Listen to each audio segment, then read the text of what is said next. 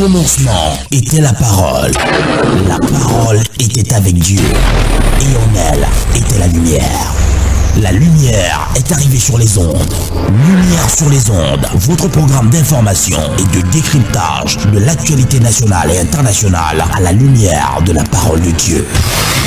Musique, talk show, agenda et Bible Games.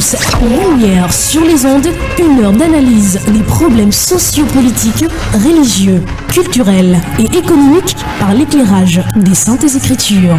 Tous les vendredis 18h30, 19h30, retrouvez Franck Stéphane Levoix et Charlie Bacody sur les ondes de Radio Bonne Nouvelle 99.6 FM. Lumière sur les ondes, le Christ s'invite au débat radiophonique. Jésus vient, nous avons besoin de toi. Alléluia. Jésus vient, Jésus vient. Nous t'accueillons, Jésus vient au milieu de nous. Nous t'accueillons, Jésus vient au milieu de nous. Saint-Esprit vient, oui, viens. Nous t'accueillons, Saint-Esprit au milieu de nous. Nous t'accueillons, Saint-Esprit, viens, conduis-nous. Nous t'accueillons, Saint-Esprit. Sans toi, nous ne pouvons rien faire. Nous t'accueillons, Saint-Esprit. Fais descendre ta puissance parmi nous.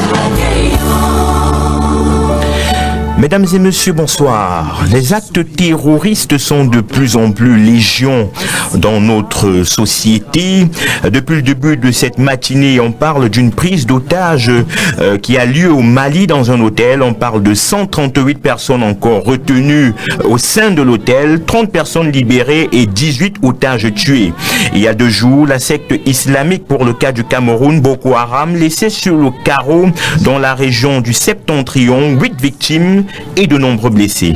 Le clou s'est enfoncé le jeudi 13 novembre dernier au cours de l'attentat survenu à Paris où plus de 100 personnes ont perdu la vie. Cet attentat a créé un boom communicationnel et a donné naissance à plusieurs clans, notamment 2 clans. Désormais, des pro-français ont envoyé des messages de soutien, ont changé leurs photos de profil sur les réseaux sociaux, tandis que les dissidents ou anti-français pensent que nous n'avons même pas fini de pleurer nos morts qui tombent chaque jour dans le Septentrion. Alors, 2 franges, mesdames et messieurs, les pro-français, ceux-là qui sont camerounais, mais qui à l'effigie de la France ont désormais changé leur profil sur les réseaux sociaux, et d'autres qui estiment que non, vraiment le Cameroun a ses morts encore à pleurer qui tombent chaque jour dans l'Occident. Je voulais parler dans le Septentrion, bien entendu. Mesdames et messieurs, le thème qui sera abordé en cette soirée, attentat du 13 novembre à Paris, les Africains doivent-ils porter le deuil? Attentat du 13 novembre à Paris, les Africains doivent-ils porter le deuil? C'est le thème qui sera mis au devant des feux de projecteurs tout au long de cette émission. Vous pourriez participer à cette émission en composant à partir de 19h précise le 243 07 56 32 ou alors en nous envoyant des SMS au 699 49 37 90. Cette émission est une mise en onde de Tonton Théo. À ce micro de présentation, je suis Franck Stéphane Levoix. Je vous dis bienvenue, bonsoir. Une musique de mise en condition. Onel Mala qui chante Vêtu de gloire. Vêtu de gloire, le Fils de l'homme reviendra. Ouais. Et on l'appellera le lion de la tribu de Juda. Vêtu de gloire, Adonai viendra. Oh ouais. Et on l'appellera le lion de la tribu de Juda. Et ce jour-là, on dira Alléluia,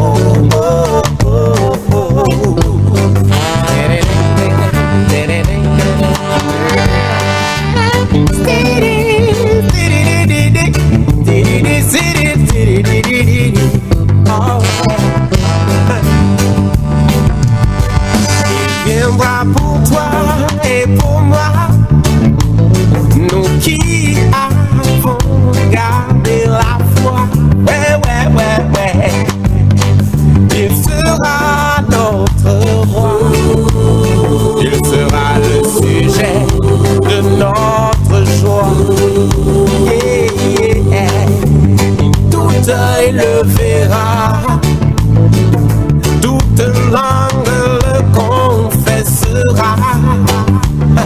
Devant lui, tout genou fléchira, tout genou fléchira, lui grand en honneur et gloire. On dira, Alléluia, Alléluia, Alléluia, Alléluia, Alléluia. Oh, ce jour-là, on dira, Alléluia, Alléluia, Alléluia. Tout le monde sera là. Oh, tous les jeunes et tous les vieillards. Ah, les enfants. J'imagine tous ces enfants qui monteront sur les épaules de papa. Envie de voir ça. Yeah, yeah. L'aveugle le verra et même le sourd l'entendra. Oh yo yo yo. Le muet le chantera. Pour lui, le paralytique se lèvera. Ce jour-là, on dira, Maranatha, Maranatha. Oh, ce jour-là, on dira, Maranatha, Maranatha. Oh, oh, oh. Retour dans ce studio de Radio Bonne Nouvelle à 99.6. Mesdames et messieurs, une fois de plus, bienvenue. Si vous nous prenez à présent, vous êtes connectés sur l'émission Lumière sur les ondes. Lumière sur les ondes, on nous écoute partout à Bonaberry. On va dire d'ailleurs bonsoir à une sœur en Christ qui nous écoute du côté de Bonaberry, mademoiselle Moukouri. Voilà, bonsoir. Mesdames et messieurs, nous entrons de plein pied dans cette émission. Le thème ce soir, attentat du 13 novembre à Paris. L'Afrique ou alors les Africains doivent-ils porter le deuil? Et pour ce soir, ils sont nombreux à avoir répondu présent à cet appel lancé par l'équipe de production de Lumière sur les ondes. Nous allons commencer par ma droite, l'évangéliste Élie Bertrand Tchabda Junior, qu'on ne présente plus. Bonsoir et bienvenue. Bonsoir Franck, bonsoir aux panélistes, bonsoir à tous les auditeurs des Radio Bonne Nouvelle. Alors frère, comment s'est passée votre semaine? Avec la nouvelle de la France, de l'attentat en France et toutes les autres choses, comme vous avez mentionné dans votre introduction, oui. L'attentat, la prise d'otage au Mali, bien sûr, on ne peut être que vigilant, parce qu'à tout moment ça peut se passer sur toutes les parties de la terre. Et bien donc sûr, en fait, le cœur est tourné dans les différents endroits où il y a le conflit pour prier peu. Voilà, alors de ma gauche, de ma droite, autant pour moi, à ma gauche, le frère Fred Akoa, qui est avec nous ce soir, qui est un observateur de la scène politique, sociale. C'est quelqu'un qui a beaucoup à partager, et d'ailleurs il va partager avec nous ce soir. Frère, bonsoir et bienvenue. Bonsoir, je voudrais ajouter que je suis aussi frère en Christ. Bien sûr. Donc j'aime plus cette casquette que autre chose. Donc, bonsoir à tous. Merci Fred Akoa, première apparition dans ce studio. On espère que on te reverra pour d'autres thèmes à développer ici. Ce sera un plaisir pour moi. Ok, quelqu'un qu'on ne présente plus aussi, le troisième invité de cette émission, le prophète Georges Guillaume Medjo, qui est avec nous. Bonsoir homme de Dieu, bienvenue. Bonsoir Stéphane, bonsoir à tous les auditeurs de la Radio Bonne Nouvelle, bonsoir aux copanélistes, bonsoir à tous ceux qui nous écoutent à l'instant même. Ok, alors pasteur prophète, voilà, je reste avec vous pour vous poser la première question. Nous constatons aujourd'hui effectivement que les actes terroristes sont en train de proliférer, ces actes gagnent du terrain. Qu'est-ce qui peut expliquer cette tendance? La parole de Dieu est claire. Quand tu lis les évangiles, Jésus a prédit cela, qu'une nation s'élèvera contre une nation, un enfant s'élèvera contre son père. Et ce que nous voyons tout autour de nous, c'est de ça qu'il est question.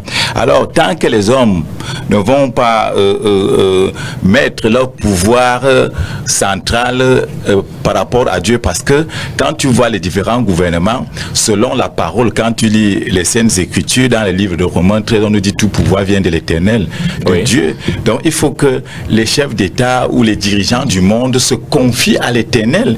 Au jour d'aujourd'hui, ils prônent l'humanisme singulier. L'humanisme singulier, ça veut dire qu'on crée les plus forts, crée des guerres en Afrique. Quand je vois la Côte d'Ivoire, ça me fait mal. Quand je vois la RCA, je vois la Libye, il y a eu en Libye plus de 250 morts, en Côte d'Ivoire. Vraiment, moi, ça me fait mal. C'est en ce qui concerne la France, au jour d'aujourd'hui, des innocents sont morts, ça fait mal, mais il faut que la France prenne leurs responsabilités, que les Français consultent Dieu, parce que c'est Dieu qui a tout créé. Oui, on peut déjà compter des différentes républiques par rapport à l'État français. Ça veut dire qu'au jour d'aujourd'hui, Hollande est là, il va partir. Pompidou était là, Mitterrand était là. Il faut qu'ils comprennent que Dieu est souverain, c'est lui qui a créé le monde et c'est lui qui peut gérer le monde, qui peut inspirer aux hommes à gérer le monde, parce que tout pouvoir vient de Dieu. Ok, merci homme de Dieu Fred Akoa. Toi également, tu te rends compte qu'aujourd'hui les actes terroristes vont légion. Il y a 2 jours encore, Boko Haram frappait dans le septentrion. On a parlé du Mali ce matin où il y a une prise d'otages. La semaine dernière, le 13 novembre dernier, c'était la France en plein cœur de Paris qui était frappée, plus de 100 morts. Pour toi, qu'est-ce qui peut expliquer cette méchanceté, aujourd'hui, ces actes-là vont vraiment proliférant? Qu'est-ce qui peut expliquer cela?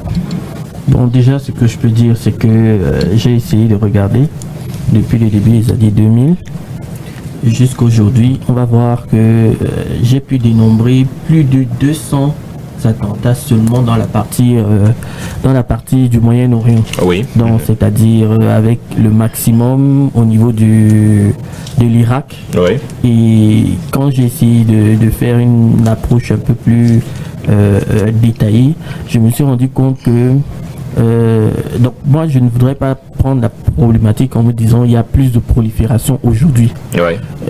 Il y a des attentats depuis pas mal d'années. Moi ce que je remarque c'est l'identification et la médiatisation des attentats. C'est surtout avant les années 2000, on parlait surtout des attentats politiques, que ce soit de la France qui nous intéresse aujourd'hui. On parlait plus des, on va dire, Oui. On va dire quand je regarde par exemple dans les années, on a l'assassinat du maire, du préfet en Corse. On a les actions des groupes basques qui font des attentats en France, qui ne sont pas très meurtriers parce qu'on voit clairement que l'objectif c'est de mettre la pression sur le gouvernement. Donc c'est des revendications républicaines. Mais depuis les années 2000, le point d'ordre, l'attentat du 11 septembre, on a changé de dénomination. Ça devient des attentats islamistes. Oui. Donc on fait, c'est la religion qui est pointée du doigt.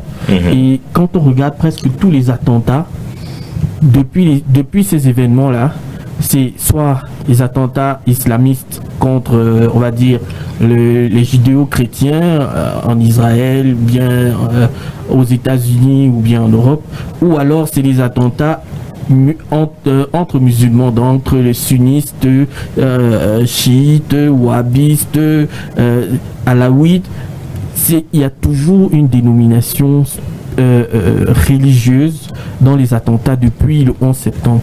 Donc moi je dirais pas qu'il y a une prolifération, il y a toujours eu des attentats, mais aujourd'hui les attentats sont, on cherche à créer un camp, je vais dire 4 camps, un camp islamiste contre le monde judéo-chrétien, et un autre camp dans le camp islamiste entre sunnites et chiites. Okay. Donc pour moi c'est plus cette dénomination, que cette problématique là qui m'intéresse, parce que les attentats il y en a toujours eu, et avec cette propension depuis l'avènement du monde. Ok, alors frère Elie Bertrand Tchabda, comment avez-vous accueilli la nouvelle? Beaucoup étaient en train de regarder le match France-Allemagne lorsque cette nouvelle est arrivée comme un couperet. Comment vous avez accueilli cette nouvelle du 13 novembre dernier? Célèbre vendredi 13 novembre, dont beaucoup de personnes parlent des superstitions, des fameux vendredi 13. Des jeudi 13. C'est vendredi 13, parce que c'est le V13 là. Oui, vendredi 13. Je n'ai pas accueilli avec un sentiment particulier parce que en tant que prédicateur, je me prépare à tout dans ce monde ténébreux, dans ce monde de puanteurs, dans ce monde d'exécration, de noisseurs qui va vraiment brûler au feu. Oui. En réalité, je vais plutôt aller sur 3 angles, sur l'aspect politique, l'aspect naturel, et je vais glisser sur les 2 premiers angles et puis m'approfondir sur l'aspect spirituel de ces attaques-là. Oui. Sur l'aspect naturel, on peut penser aux théories de complot telles qu'on voit et on entend dans les médias. On peut accuser les États-Unis d'avoir été derrière pour créer des groupuscules islamiques comme Fred le disait, et puis monter comme ça et essayer de disséquer les groupes islamiques à l'intérieur. Ce qui fait que beaucoup de groupes dissidents se trouvent en milieu islamique comme ça, qui se combattent entre eux mutuellement. Ça, c'est sur l'aspect naturel. Et puis là-bas maintenant, on a la théorie de complot, on a la manipulation de la foule, des masses et des médias. Dans le cadre naturel, lorsque vous lisez les arrêtés particulièrement du droit international et particulièrement des conventions de Genève, ainsi de suite par rapport au combat, nous voyons effectivement que lorsque le peuple est retranché ne peut plus s'exprimer, ils n'ont qu'un dernier recours, la révolte. Et sur ce cas, ils ont raison effectivement d'essayer de s'exprimer par les autres terroristes. En fait, lorsqu'on les appelle terroristes, ça me pose un problème. Je vais y revenir sur dans le cas spirituel. Ça pose un problème. On les appelle terroristes parce qu'ils ont une façon, ils délivrent un combat asymétrique. C'est parce qu'ils ciblent les civils, les institutions, pour attirer l'attention, parce qu'ils ne peuvent pas faire face de façon opposée au poids gouvernemental qui se trouve en face. Puisque c'est en fait la religion, la guerre nouvelle maintenant, c'est les coalitions et des alliances. Ce qui fait que les groupuscules ne peuvent pas tenir face à eux. Donc je t'en ai dit donc que leur manière dont on les appelle terroristes. Lorsque George Bush va engager tout le temps, aller en Irak pour destituer un président qui est naturellement et de façon républicaine dans son pays, on ne dit absolument rien. Lorsque, comment il s'appelle, Sarkozy, le prédécesseur de François Hollande, va aller destituer Kadhafi parce que les jeux français et les jeux des Européens étaient mis en mal, on ne dit absolument rien. Mais pour peu que quelques personnes meurent en France, je ne dis pas que ceci est souhaitable et c'est regrettable de toute façon, mais je vais seulement exprimer le fait qu'on appelle les autres les terroristes parce qu'ils manipulent, parce qu'ils utilisent des combats asymétriques. C'est ça que je connais dire. Parce qu'en réalité, souvent on regarde sur le plan naturel, c'est-à-dire que sur le plan de la logique, George Bush était un terroriste. On ne l'a jamais jugé dans un cours international, on ne l'a jamais invité. Colin Powell et eux, nous avons vu sur les antennes de la télévision aux Nations Unies montrant avec preuve à l'appui les images satellitaires prouvant qu'il y a des armes de destruction massive en Irak. Et en fin de compte, ils n'ont jamais prouvé cela, mais plutôt ils sont allés et pomper le pétrole irakien et mettre tout genre des désordres. Enfin, je vais revenir pour parler de la troisième partie. Bien sûr. Alors, je reste avec vous. Effectivement, nous avons constaté que suite à cet attentat qui s'est déroulé le vendredi 13 à Paris, 2 groupes se sont créés au niveau du Cameroun. On a ceux-là qui sont des pro-français. D'ailleurs, je le disais dans mon propos liminaire, qui ont d'ailleurs changé leur photo de profil. Désormais, c'est le drapeau de la France. Il y a d'autres qui sont des dissidents, qui sont des anti, qui estiment que les Camerounais n'ont pas besoin de pleurer ou alors de porter le deuil de la France, étant donné que on a nos morts, on a connu nos morts en Côte d'Ivoire, on a connu nos morts, pour parler dans le sens africain, en Libye. Aujourd'hui, on continue de connaître nos morts dans le Septentrion. Vous appartenez à quelle frange? Je n'appartiens à aucune frange de ces deux-là. De toute façon, le dessin des Africains est intimement lié aux dessins européens. On va têter le même lait jusqu'à ce que le Seigneur Jésus-Christ vienne. On ne peut pas nier du fait que la France aide le Cameroun et le Cameroun aide la France pour le cadre camerounais là, parce que là nous sommes en train de parler français maintenant. Bien sûr. Le simple fait que nous parlons français pour nous exprimer ainsi montre clairement que la signature des Français sera toujours dans notre esprit. Ceux qui vont utiliser la masse média en changeant les profils, leur avatar, ils vont utiliser la langue française en écrivant les messages. Ça montre que la signature française est toujours là. Mais là n'est pas le problème. Dans le livre de Job, le Job chapitre 6, le verset 14 dit: celui qui souffre a droit à la compassion de son ami, même quand il abandonnerait la crainte du Tout-Puissant. Donc même si la France a voté par rapport à l'homosexualité, même si François Hollande vit dans l'adultère ou de n'importe quel concubinage qu'on peut appeler, parce que c'est le seul Français qui a le compagnon. Vous voyez comment le Français a tellement le langage pour pouvoir arranger le péché. Donc même s'ils font n'importe comment, quand il y a le malheur, la Bible déclare dans ses Proverbes chapitre 24 là, verset 17 et suivant, qu'on ne se rit pas de la chute des méchants, de peur que Dieu ne s'irrite. Donc nous voyons effectivement que malgré que la France ait commis des exactions dans le monde, et c'est dans cette optique qu'il va entrer dans le cadre prophétique maintenant pour expliquer en réalité ce qui se cache derrière. Bon. Ok, on va revenir. Vous allez nous peut-être emprunter la casquette de prophète le temps. Non, il y a un prophète sur ces antennes. Il y a un prophète ici en studio qui pourra mieux s'exprimer. Ok, alors prophète Georges Guillaume, on a écouté quand même l'évangéliste Élie Bertrand Tchabda qui estime que c'est pas parce que la France a commis des exactions qu'on ne doit pas compatir. Oui, on peut compatir, mais est-ce qu'on doit porter le deuil? Parce que quand je parle de porter le deuil, vous allez voir des Camerounais qui sont indifférents aux morts, qui tombent sous le poids, de Boko Haram dans le septentrion, mais dès qu'un Français meurt, ce gars, il est comme si c'était son parent naturel qui venait de passer de vie à trépas. Est-ce que c'est normal? Est-ce qu'on doit porter vraiment le deuil? On n'a pas besoin de porter le deuil. Oui. En ce qui me concerne, moi, en tant que Camerounais, je connais la France en tant que colonie par rapport à la coopération diplomatique. Mais il y a des relations, comme Eric disait tantôt, c'est-à-dire il y a des Camerounais qui ont épousé des Françaises, il y a des Français qui ont épousé des Camerounaises. Donc, dans cette relation-là, on peut porter le deuil. Certains Camerounais peuvent porter le deuil.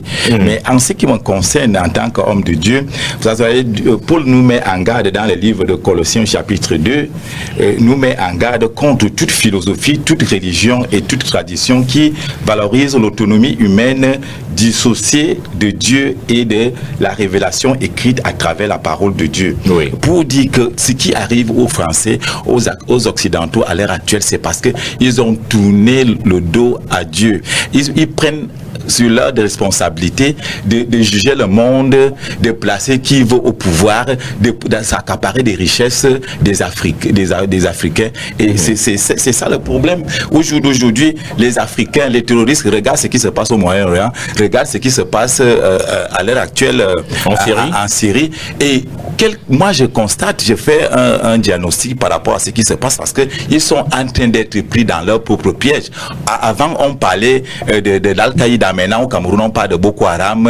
Ailleurs, on parle de Shebab, on parle de l'Al-Qaïda, des islamistes. Ça veut dire que ça peut venir de n'importe où dans le monde. Parce qu'il y a déjà une semaine, il y a eu attentat à Paris. Aujourd'hui, on parle du Mali. Demain, on peut parler de Yaoundé. Après-demain, on peut parler du Nigeria. Déjà, même au Nigeria, c'est le centre, vraiment. Donc, moi, je pense qu'il faut que la France, les Américains révisitent leur politique étrangère. Alors, merci, homme de Dieu, Fred Akoua. Je vous sais très actif dans les réseaux sociaux. Vous avez également observé cet épiphénomène qui est en train de prendre, où tout le monde se tag être français, d'autres se tag être Paris, d'autres se tag être marois. Vous appartenez à quelle frange? Bon, moi, ce que je vais dire par rapport à ça, c'est que je vais prendre juste une figure de style. Quand la France a gagné la Coupe du Monde de 98 et la Coupe d'Europe 2000, ils avaient un très bon jeu, très beau jeu. Oui. Et le seul fait qu'il y ait vraiment des Noirs, des Arabes, des Français qui étaient plutôt bons, sincèrement, j'ai aimé cette équipe. J'ai aimé la France, j'ai aimé cette France-là. Et ça m'a fait plaisir de les voir gagner la Coupe du Monde. Donc, ceci pour dire quoi? Ceci pour dire que une fois revenu maintenant aux attentats, et moi je ne peux pas, je vais dire quoi? Je ne veux pas, comme l'évangéliste a dit, prendre un camp. Ce que moi je constate, c'est que aujourd'hui il a pris une très bonne, je vais dire quoi? Un très bon exemple. Le français que nous parlons. Le français que nous parlons, on ne le parle pas comme un Français le parle. Le français le parle de manière naturelle. Nous, on le parle parce que nos parents ont été terrorisés. Ils ont été terrorisés, il y a eu des massacres.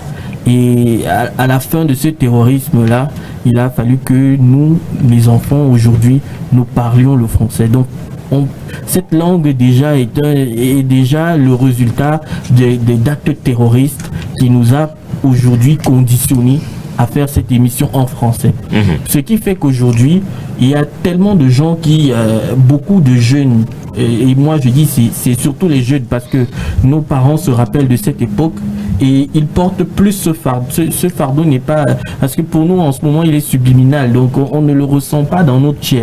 Parce qu'on l'a appris depuis la jeunesse et c'est devenu une habitude que nous transportons comme un héritage, un mauvais héritage en fait. Ouais. Donc aujourd'hui, quand il y a des actes comme ça, de prime abord, ça réveille des instincts qui sont très lointains, cachés très lointains.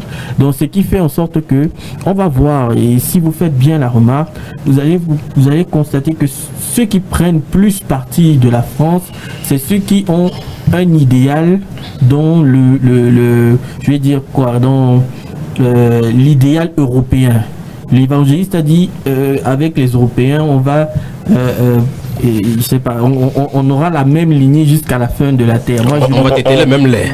Voilà, justement, on va consommer le même lait sur le même jeton du sein. Je ne souhaite pas que cette prophétie soit réelle, parce que je voudrais que l'Afrique se développe. Et l'Afrique ne peut pas se développer avec un modèle de développement européen. C'est pas possible. Donc, alors, oui, il faut terminer. Oui, donc ce qui fait que ce que moi je pense, c'est que c'est normal qu'il y ait deux camps. Il y a deux camps et depuis les indépendances, il y a toujours eu ces deux camps-là. C'est pas aujourd'hui qu'ils se sont créés. Aujourd'hui, ils reviennent juste à la face de nous tous pour nous montrer essentiellement que nous avons un problème que nous n'avons pas encore pu régler jusqu'aujourd'hui. Donc, il faudrait que les Africains, à un moment, se retrouvent. Parce que quand on voit, on a vu les élus ivoiriens qui ont marché pour les attentats de la France. On a vu le président béninois pleurer lors des attentats de Paris en janvier, alors qu'on ne l'a jamais vu au Cameroun pour venir soutenir, même pas pleurer, pourquoi pleurer? Pour venir juste soutenir il doit avoir le président camerounais. Donc, ou alors au Kenya où il y a eu des attentats plus graves que ce qui se passe en France. Moi, je veux dire, les morts les morts en France aujourd'hui sont à pleurer, parce que c'est des familles qui vont être dévastées, et ce n'est pas que des Français, c'est ça aussi le problème. Il y a eu il pouvait avoir d'autres nationalités. Aujourd'hui, ces familles vont porter le deuil, mais comme l'a dit le prophète, à cause... Alors Fred Akwa, je vais devoir vous couper pour vous relancer dans votre élan. Vous avez dit les morts sont à pleurer, mais est-ce normal que dans les actes terroristes qui sont perpétrés au sein de l'Afrique, les Africains ne prennent pas le temps même de pleurer leurs morts? Est-ce que à ce moment-là, on ne peut pas s'interroger? Si on est fin à pleurer les morts blancs et que les morts noirs, on n'a aucun intérêt. Hein. Oui, bon, en fait, par rapport à cette question, il faut toujours revenir à ce qui s'est passé avant. Aujourd'hui, s'il y a un attentat au Kenya, on va le regarder juste comme un événement qui est plus lointain que ça se passe en France. Bien sûr. Pourquoi? Oui. Il faut se demander pourquoi. Pourquoi? Parce qu'aujourd'hui, on a l'impression qu'il n'y a pas de correspondance entre moi, qui suis camerounais, entre parenthèses, et un Nigérian. Je me sens plus proche. Il y a plus de barrières entre moi et le Nigérian qu'entre moi et le Français. Il y a plus de barrières entre moi et le Kenyan, parce que déjà, j'estime que lui, il est anglophone, moi, je suis francophone. C'est comme ça que notre paradigme est.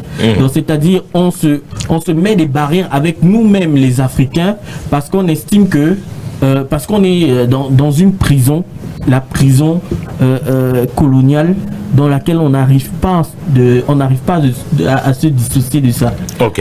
Alors on rappelle aux auditeurs qui nous écoutent depuis leur poste récepteur, effectivement, qu'ils peuvent commencer à appeler au 243 07 56 32, le 243 07 56 32, ou alors en nous envoyant un SMS au 699 49 37 90.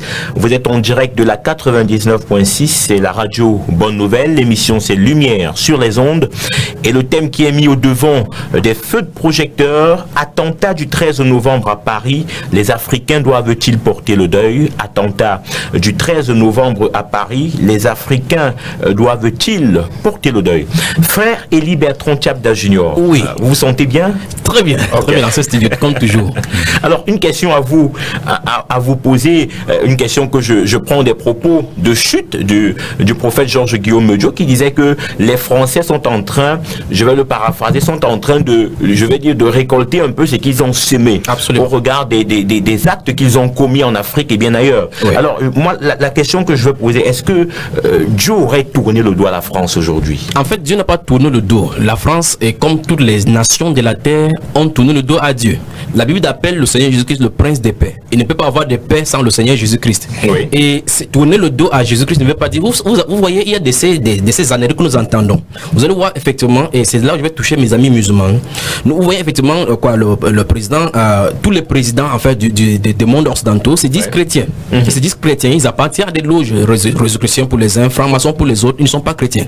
Et c'est ça qui fait de temps quand vous causez avec des musulmans, ils disent que vous êtes les chrétiens. Donc ils appellent la France est chrétienne. La République française est chrétienne, les États-Unis ils sont chrétiens. Alors que la Bible, ces mêmes personnes ont rejeté la Bible. En Californie, on a rejeté clairement la prière à l'école et on a légalisé l'église de Satan là-bas en Californie, fondée par Anton LaVey. Donc nous voyons effectivement que ce n'est pas Dieu qui a rejeté, c'est plutôt la France. Et je dis ce n'est pas seulement la France, parce que ce qui est arrivé à la France, ce qui est arrivé à la France n'est que le signe précurseur de ce qui va arriver aux pays européens. Les islamistes qui sont en train de combattre vont se muter à d'autres groupuscules encore plus dangereux que ISIS et Shobab. Donc vous êtes en train de faire comprendre qu'on est qu'au début. Ce n'est que le début.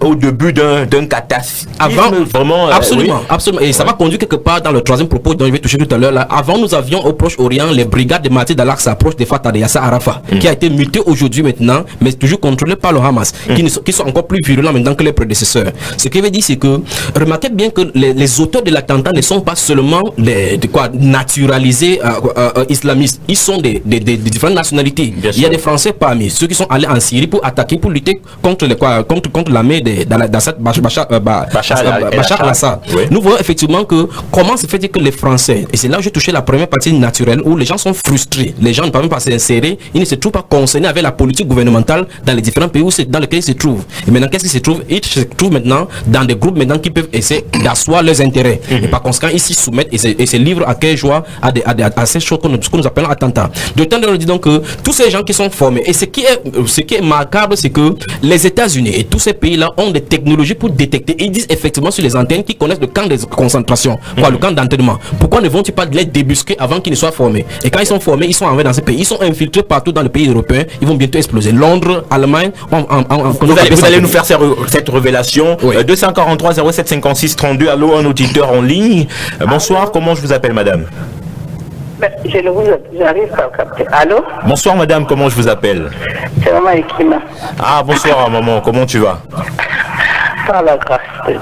Alors, nous sommes toutes huit pour prendre ta brillante participation. Non, merci. Merci, je ne sais pas si c'est rapide, mais en fait, alors, excusez-moi. Je voulais, la question si on doit porter le deuil. Oui. À cause des attentats qui ont eu lieu. Premièrement, je pense que c'est des humains qui sont morts. Oui. Et comme toujours, c'est des victimes parce qu'en fait, les personnes qui sont mortes ne sont en rien, ni de près ni de loin, concernées par ces problèmes politiques. Ce ne sont que des simples citoyens, certainement, qui marchaient et qui passaient. Donc, porter le deuil, c'est peut-être un gros mot. Mais je crois que nous devons compatir. Oui. Parce que c'est des humains qui ont perdu la vie, et quand ça arrive n'importe où, cela fait mal. Oui, oui. Surtout quand c'est fait aussi bêtement par des inconscients qui tuent les innocents pour rien. En ce qui concerne notre attitude par rapport à nos morts, il est malheureux de constater, comme vous êtes en train de le dire, que les Noirs eux-mêmes ne savent même pas ce que c'est que compatir pour eux-mêmes. Je crois que nous sommes effectivement très sensibles à la chose des Blancs, si on peut parler ainsi, Oui.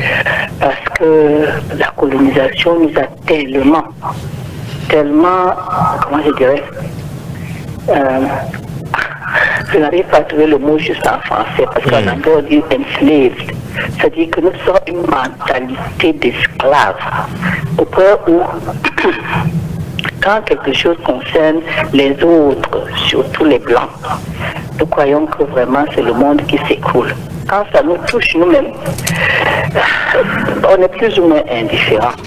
La preuve, tout ce qu'il y a comme problème chez nous ne faisons rien pour essayer d'apporter un changement positif en améliorant. Nous faisons tout pour détériorer. Parce que nous ne sommes pas des humains, on n'est que des esclaves. Alors, nos vies ne sont même pas importantes. Les deux camps qui existent, s'il y en a, je ne sais pas, c'est qu'en fait, ça vient de là-haut. On nous a montré que la France, c'est le paradis, c'est le modèle qu'il faut suivre, c'est nos ancêtres. Qu'est-ce que vous voulez donc? Si nos ancêtres sont en deuil, nous sommes obligés de porter le deuil. Et quand les nôtres sont ici en train de se faire bousiller pour rien, nous ne faisons rien. Nous n'avons même pas de journée de deuil. Oui. Nous déclarons rien du tout. C'est dommage. Qui est concerné pour dire que pourquoi est-ce que ces innocents sont en train de mourir pour rien, pour ne même pas apporter le moindre changement? Alors, je sais pas. Je ne sais pas s'il y a deux camps, mais personnellement, je regrette que les Camerounais ne soient encore dans la colonie où ils n'étaient même pas. Le pays qui n'a jamais été colonisé est devenu le plus colonisé du monde. et nous sommes là, quand on parle de la France, c'est comme si, vraiment... Alors, je crois que vous avez tellement à dire que pour la prochaine émission, je vais personnellement vous inviter en studio. Ah là là. Alors, épargnez-moi s'il vous plaît, parce que vos escaliers là, papa. Je vous en prie. Je voulais tout simplement dire que vraiment, c'est regrettable. Non, on va, vous allez laisser votre numéro de téléphone à tonton Théo en offre, et là, on va vous contacter pour vous inviter pour une autre émission. Merci, merci. En fait, oui. Bon courage à vous. Merci infiniment. Essayez de faire le mieux. Merci. Pour apporter une amélioration. Merci. Que le Seigneur nous bénisse. Merci infiniment. Alors, évangéliste, vous terminez rapidement. Oui, mais avant, en fait, l'aspect prophétique de cette affaire, je vais entrer, je peux pas entrer en quelques mots comme ça, mais je vais seulement sortir dans cette tour de table avec le fait que la prolifération des médias étrangers qui nous infestent ici fait de telle sorte que la répétition en boucle des événements qui leur arrivent est imprégnée indiscutablement dans notre esprit. Alors que nos propres intérêts que nous avions, comme les événements par exemple de Boko Haram dans le nord du pays et au Nigeria et au Kenya dont on parlait tout à l'heure, nous voyons effectivement que la technique ou bien la déontologie de notre façon de traiter les informations sur nos antennes, sur nos télévisions nationales sont différents par rapport aux leurs. Parce que jadis ici, enfin souvent ici, nous disons que nous voulons protéger la population en ne pas voulant créer la psychose. C'est pour cela que dans nos médias effectivement, on ne répète pas en boucle. Vous voyez effectivement que chaque 30 minutes, chaque 15 minutes, pour le cadre de la France, on va toujours donner les événements qui s'y trouvent. Pourtant, dans le cadre de l'attentat, des choses qui se passent, qui se commettent avec Boko Haram dans le grand nord du pays, le Niger, on ne donne pas toujours les chiffres exacts. Par conséquent, ça ne pousse pas beaucoup plus la compassion parce que les gens n'ont pas de vrais résultats. Ok, alors un SMS qui est arrivé, c'est un SMS qui interpelle un prophète. Je préfère poser d'abord la question au prophète. Le message dit ceci: le prophète Tibi Joshua avait prédit ces attentats en France en 2014, ainsi que la puissance satanique du Daesh en Syrie. Et est-il donc un vrai prophète? Le message est signé de Chimène. C'est à vous que je pose la question, vous êtes prophète. C'est son collègue là. Oui, effectivement, c'est un vrai prophète. Il a prédit, c'est arrivé. Quand tu lis le livre de Deutéronome chapitre 18, Dieu dit qu'un prophète qui se lève pour prophétiser, si ça ne s'accomplit pas, c'est qu'il n'est pas un prophète de Dieu. Mais si ça s'accomplit, c'est que c'est un prophète de Dieu. Alors, par rapport à ce qui arrive aux Occidentaux, ils ont rejeté la foi à un Dieu personnel et infini. C'est-à-dire, ils refusent d'accepter que c'est Dieu qui a créé les hommes, c'est Dieu qui a créé le monde. Et ils font des choses, ils créent des machins comme les Nations Unies, l'ONU et tout pour massacrer les Africains et les peuples. Donc moi je pense que il est temps que les Occidentaux retournent vers le Seigneur qui a créé l'univers et tout ce qui s'y trouve et s'inspire, c'est-à-dire des éléments bibliques, c'est-à-dire s'inspire de la parole de Dieu pour mieux diriger les peuples, pour mieux entretenir les coopérations, que ce soit sur le plan diplomatique ou sur le plan des humains. Alors, Fred Akoua, suite à ce message, c'est vrai que moi également, je suis au courant de cette prophétie de l'homme de Dieu, le prophète Tibi Joshua. C'était effectivement en 2014. Et il disait voir la France dans l'obscurité. Et il avait parlé de ces attentats. Et je reviens avec ce qui se dit, je vais dire dans les couloirs, que si cet homme de Dieu avait prophétisé cela, ça veut dire que c'est le plan de Dieu. Est-ce qu'on peut dire que c'est le plan de Dieu que ces choses arrivent à la France, Fred Akoua? Bon, je voudrais dire que pour moi, Tibi Joshua, c'est un homme de Dieu. Bah, je vous confirme également. Maintenant, en ce qui concerne les attentats à Paris, moi-même, je pouvais les prophétiser. Donc il ne fallait pas. Non, c'était prévisible quoi. C'était prévisible. La prédiction, c'est du fait de la prophétie. Voilà, effectivement. C'est tout ce qui est depuis prévisible par rapport au tournant que la France a pris depuis l'accession de Nicolas Sarkozy à la présidence de la République. Ouais. Vous avez très bien vu qu'en 2003, Jacques Chirac a refusé de rentrer dans la guerre contre l'Irak. Absolument. Il a été catégorique et on a vu très bien que les attentats ont commencé à faire beaucoup de morts après que Sarkozy ait réintégré l'OTAN en 2007 et qu'il ait commencé à suivre les États-Unis et Israël. Ok, Fred Gap, le fil de tes propos, on va prendre cet auditeur, priorité à l'auditeur 243 07 56 32. Allô, bonsoir. Bonsoir. Monsieur, vous allez complètement baisser le volume de votre poste récepteur? Oui, je suis même pas à côté, mais je vais quand même casser le casser pour avoir le retour. Alors vous vous éloignez complètement. Alors on vous écoute, comment vous appelez? Oui, mon nom c'est Frère André. Oui, Frère André, allez-y, on vous écoute. Quant à la question que vous avez posée, je pense que c'est une question qu'il ne faut pas poser aux chrétiens. Parce que normalement, les chrétiens devraient s'occuper des choses chrétiennes.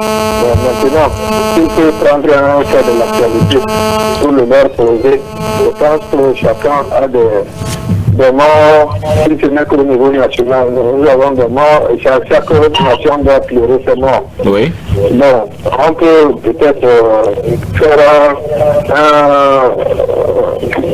une visite de courtoisie à son voisin, mais lorsqu'il y a des morts à un moment donné qui tombent dans plusieurs nations, au même moment, chaque nation devrait déjà pleurer ses morts, les enterrer. Et ce qu'il faut se retrouver. Allô? Je crois qu'on a été coupé. Alors Fred, pour chuter dans vos propos très rapidement. Oui, donc je disais que en ce qui concerne les attentats en France, c'était presque prévisible parce que le tournant que la France a pris après 2007 a fait en sorte que du fondamentalisme islamiste a commencé à s'insérer dans la population française. Et le débat qui était toujours ce débat où on parlait on a même créé tout un ministère de l'identité nationale où on a fait la guerre au voile. On fait la guerre au voile, mais on ne touche pas aux sœurs, on ne touche pas aux prêtres, mais on fait la guerre au voile musulman. Donc tout ceci a conduit déjà à des premiers soubresauts avec les affaires de Mera, ensuite de ce qu'on a vu avant le Thalys et puis tous ces petits attentats qui étaient faits, Charlie Hebdo. Et aujourd'hui on rentre dans véritablement quelque chose de plus grave parce que on a l'impression que plus la France prend des mesures de sécurité, renforce ces mesures de sécurité, sont sous l'opération Vigipirate depuis les attentats de Mera. Et à Charlie Hebdo, on était à presque une trentaine de morts. Aujourd'hui, on a triplé. On a multiplié par combien? C'est monté d'une manière exponentielle. Bien sûr, donc, comme le disait l'Évangile, ce n'est que on a l'impression que Mera et Charlie Hebdo, ce n'était que la mise en bouche et que nous sommes déjà entrés dans une ère sanglante où véritablement Dieu manque. Parce que moi, je dirais pas que c'est Dieu, moi je dirais que ce sont les hommes qui entraînent vers eux le malheur. Exactement. 243 07 56 32, allô, bonsoir. Bonsoir. Bon, c'est un élément qui revient. Je terminais pour dire que ici, la question maintenant est posée aux chrétiens. Moi, je pense que c'est que les chrétiens devraient faire par rapport à des gens comme cela, c'est d'aller devant l'évangéliser parce qu'ils ont régné l'évangile ou ils ont rejeté l'évangile. Alors, vous avez dit qu'il faut qu'un chrétien aille pleurer auprès de quelqu'un qui a régné déjà à sa matière de base. Je ne sais pas ce qu'il pourrait lui apporter comme contribution. Mais je pense que la première chose à faire, c'est de les évangéliser d'abord. Comme ça, ils comprendront le partage ou la compassion que nous leur apportons. Merci infiniment, frère, pour votre participation. Frère Dakoua également, merci. Oui.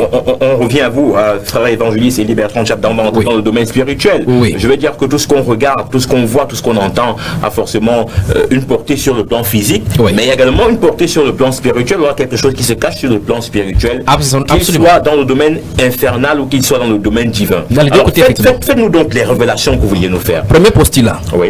Tous les royaumes de la terre sont sous la coupe, sont contrôlés par le Seigneur. La Bible déclare que toutes les nations de la terre sont sous sa direction. Oui. Deuxième postulat, le monde actuel est sous la puissance de Satan. Troisième postulat, les dieux, dans Psaume chapitre 33, verset 11 suivant, dit qu'il anéantit le dessein du peuple et ce sont des desseins qui subsistent de façon éternelle. Alors maintenant, qu'est-ce que Dieu est en train de faire derrière tout cela? Nous voyons effectivement que ce sont les islamiques qui sont de causer cela. Ils sont en vue maintenant dans tous les attentats au courant du monde. Les deux volets ont été mentionnés par mes deux copanélistes. C'est les judéo-chrétiens, les juifs et les chrétiens qui sont ainsi indiqués. Oui. Donc en fait, c'est la guerre des religions. Mais quand bien même les Européens voudront essayer d'anéantir cet aspect religieux cette façon religieuse, parce qu'en fait, la pensée islamiste, c'est d'imposer la religion islamique sur tous les terres. Oui. Et ce que les gens ne savent pas, c'est que lorsqu'une mosquée est construite quelque part, cette terre est considérée comme musulmane. C'est ce que les gens ne comprennent pas. La deuxième chose, c'est que dans l'eschatologie musulmane, ils savent que l'islam doit dominer le monde. Et que lorsque les gens lisent dans les hadiths, les sunnas, avec les certains versets du Coran, ils se voient investis de la mission pour pouvoir imposer la charia sur tout le plan. Et effectivement, ils utilisent donc des alibis tels que l'attaque, le fait que la France participe à l'attaque en Syrie pour pouvoir le faire. Donc nous nous trouvons dans une période musulmane où certaines de leurs prophéties, entre guillemets, sont censées s'accomplir et ils attendent ce qu'on appelle le Mahdi. Donc le Mahdi, un conducteur qui est né aux musulmans. C'est vrai que ce n'est pas une idée partagée par tous les groupes musulmans, d'où le fait parler de la différence entre les sunnites, les wahhabites et ainsi de suite. Donc nous voyons effectivement que chez les musulmans, ils veulent imposer comme ça cela. Mais maintenant, la prophétie biblique parle plutôt de cette recrudescence pour amener le jugement sur la terre et imposer ainsi la royauté du Seigneur Jésus-Christ. Donc nous nous conduisons petit à petit vers l'établissement d'un nouveau ordre mondial. Parce que à l'issue de ceci, beaucoup de choses vont être modifiées sur le Conseil de sécurité. Au Conseil de sécurité, au niveau des traveling checks, de la façon de voyager, nous voyons effectivement que ce flux, remarquez très bien que ceci se passe à l'antipode des flux migratoires qui a eu lieu en Europe. Le monde va arriver maintenant, ce flux migratoire va avoir le sens inverse. Les Africains vont retourner chez eux. Pourquoi? Parce qu'en fait, les portes seront fermées. Et lorsque nous parlons de la France, nous voyons effectivement que sous le gouvernement de Sarkozy, les étrangers ont été beaucoup plus opprimés. Et la Bible déclare que celui qui opprime un malheureux va arriver seulement à sa disette et à sa perte. Et nous voyons effectivement que la France, au fur et à mesure, a accumulé. Et ce n'est pas seulement la France, c'est le pays européen. Parce qu'ils sont dans un conciliabule où ils ont manipulé certaines choses pour pouvoir fermer le plus au maximum possible aux étrangers d'entrer chez eux. Et quelle bénédiction dans la parole de Dieu pour les gens qui s'occupent des étrangers, des orphelins et des veuves. Et maintenant, regardez très bien effectivement comment la sécurité sociale est bafouée là-bas par rapport aux étrangers. Donc pour que tu entres en France maintenant, il va falloir que tu redoubles bien d'efforts et avoir la grâce de Dieu.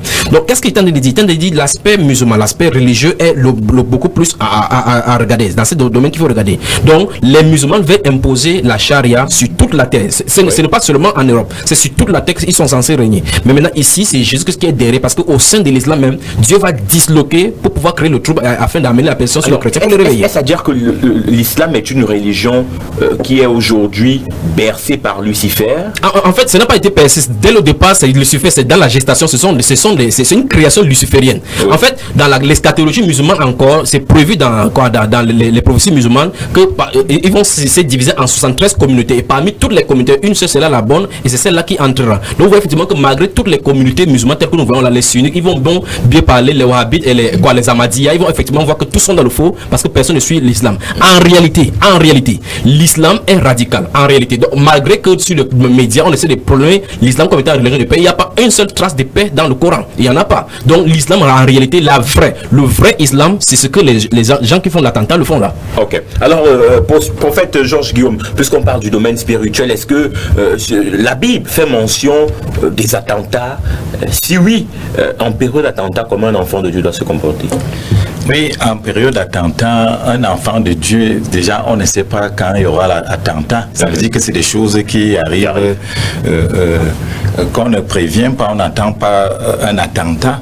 Mais un enfant de Dieu, selon la parole de Dieu, quand tu lis le psaume 91, Dieu dit, même si 1000 tombent à toi et 10 000 à toi, ça veut dire que tu es protégé. Ça veut dire que si tu vis, un enfant de Dieu, un serviteur de Dieu, vit dans la présence de Dieu, il est préservé des attentats et des pestes, tout ce qui peut arriver. Donc je continue à dire, parce que quand tu vois dans le domaine spirituel, on peut vérifier la parole de Dieu dans 1 Corinthiens 2, 6, 7. La sagesse, c'est Paul qui parle. La sagesse de l'esprit. Cependant, c'est une sagesse que nous prêchons parmi les parfaits. Sagesse qui n'est pas de ce siècle, ni des chefs de ce siècle, que vont être anéantis. Au verset 7, il dit, nous prêchons la sagesse de Dieu mystérieuse et cachée. Donc ça fait que la sagesse, c'est Dieu qui la donne aux humains, aux dirigeants. Il faut que ces gens, j'insiste là-dessus. C'est-à-dire, si Dieu et les lois de Dieu ou les valeurs de Dieu sont bafouées par des autorités, par des humains, voilà ce qui va arriver à toutes les nations. Donc on doit se tourner vers les seigneurs, et vous allez comprendre que les Occidentaux mettent les valeurs en place telles que les sectes pernicieuses, telles que la philosophie, ainsi de suite. Ils refusent que Dieu existe, il renvoie Dieu. Moi je pense que c'est là le problème. Il faut qu'ils se retournent vers Dieu, qui valorise la parole de Dieu et met en pratique cette parole, et le Seigneur va les aider à diriger le peuple. Alors on prend ce SMS qui est arrivé au 699 49 37 90. Bonsoir mes frères en studio, que Dieu vous bénisse. Depuis la chute de l'homme jusqu'à aujourd'hui et jusqu'à la venue de notre Seigneur, l'ennemi utilisera les hommes pour accomplir ses desseins de destruction, sauf si l'homme se répand et voit en Dieu son sauveur, sa vie, son espérance et surtout son unique Dieu. Ceci est réel pour les blancs et pour les noirs. Rien, voilà, ne vaut la vie d'un être humain. Le message est signé de la sœur Thérèse. Fred, à quoi vous partagez ce message de la sœur Thérèse?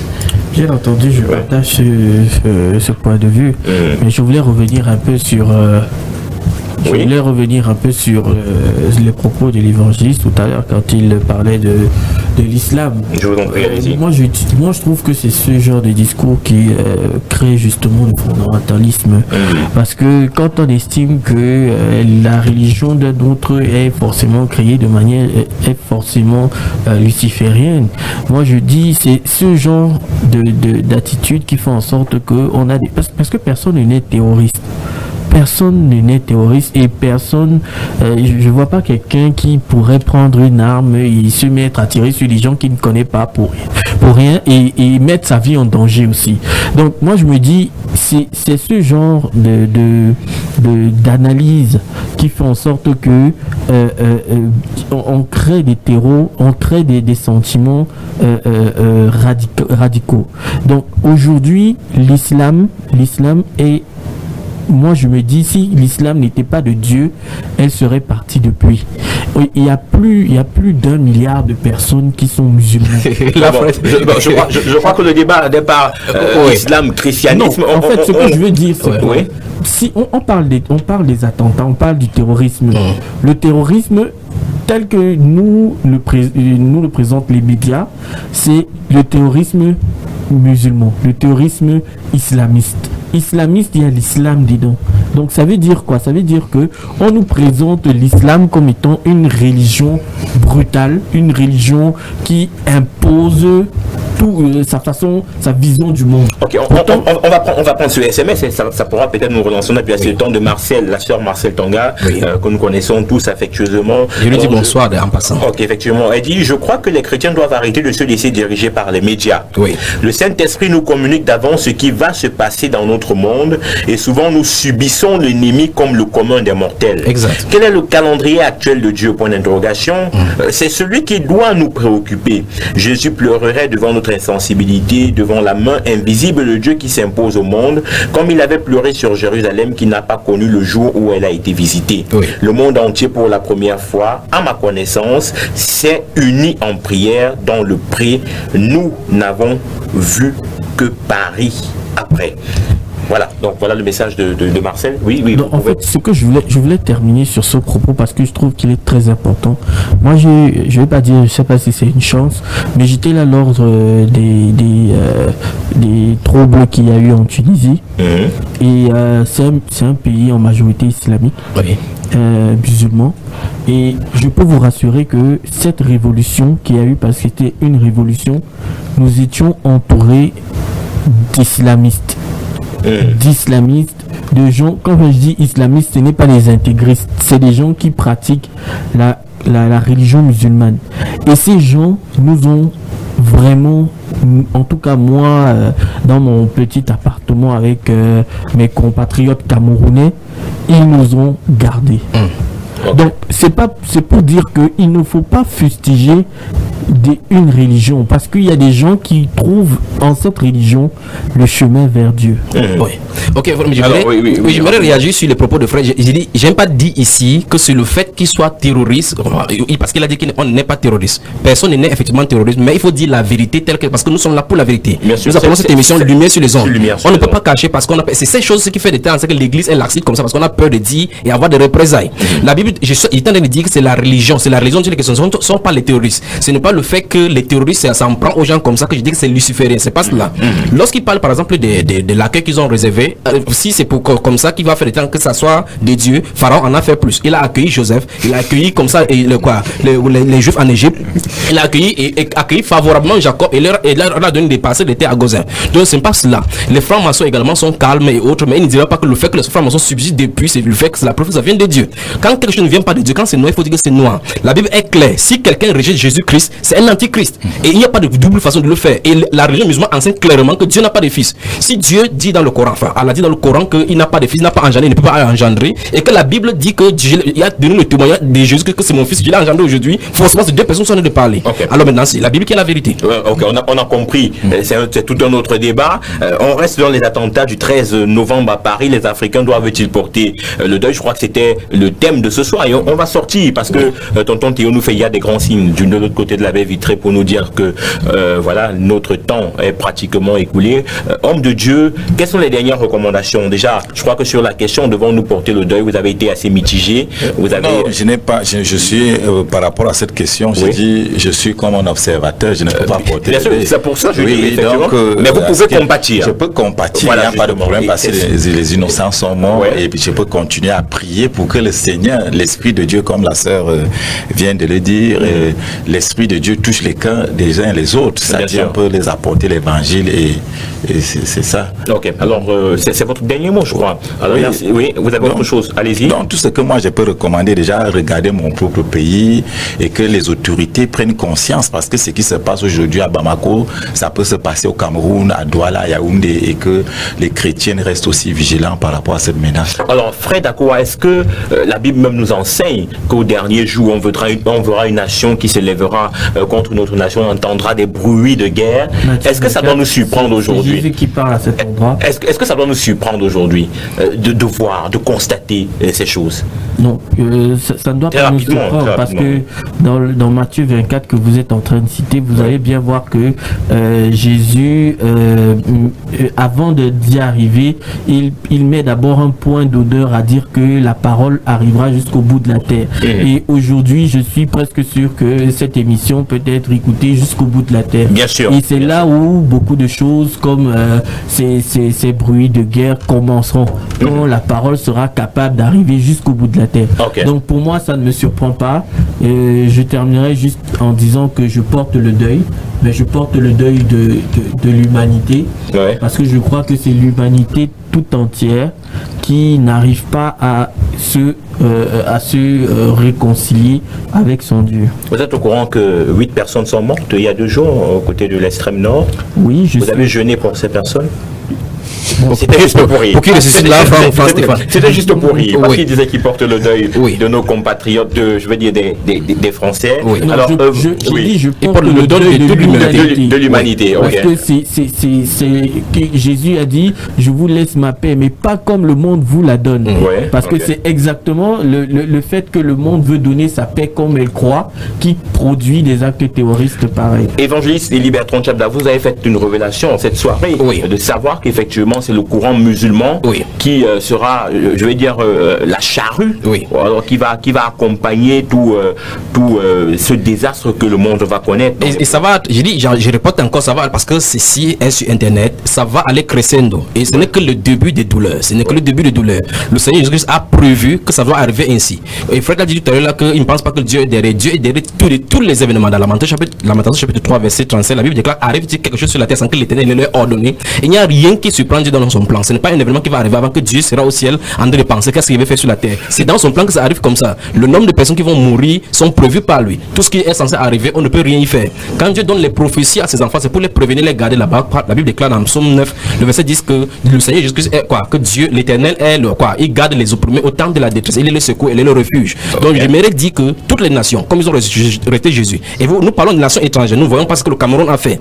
Le préambule de la Constitution institue le Cameroun comme un pays laïque. C'est déjà un rejet du Seigneur Jésus-Christ sans s'en rendre compte. Ça va être terrible. Ok, alors on prend ce dernier message pour fermer cette émission. Bonsoir, nous devons compatir à la douleur des autres, car chrétiens ou non, nous sommes tous des enfants de Dieu. La parole de Dieu nous exhorte à prier, voilà, de prier les uns pour les autres, nous réjouir avec ceux qui se réjouissent et pleurer avec ceux qui pleurent. Le message est signé de la sœur en Christ Muriel, à qui on dit bonsoir. Mesdames et messieurs, merci d'avoir écouté cette émission, merci d'avoir été nombreux à participer en nous envoyant des messages, en nous appelant. On se donne rendez-vous vendredi prochain pour une autre émission. D'ici à là, que le Seigneur vous comble. Excellent début de week-end sous la grâce. Vivement donc que si notre pays également touché l'Afrique, on organise une émission pour en parler. Bien sûr, on ne parlera pas seulement. Parce que cette émission-ci et cette thème montre clairement que nous portons le deuil là. Oui, bien. On a parlé souvent de Boko Haram ici, frère évangéliste Philibert Tronchapda, qui n'arrête pas de faire des morts dans le septentrion. On a souvent parlé de ça, rassurez-vous. C'est le plan de Dieu. Nous sommes assez patriotiques. Mesdames et messieurs, bien le bonsoir, au revoir.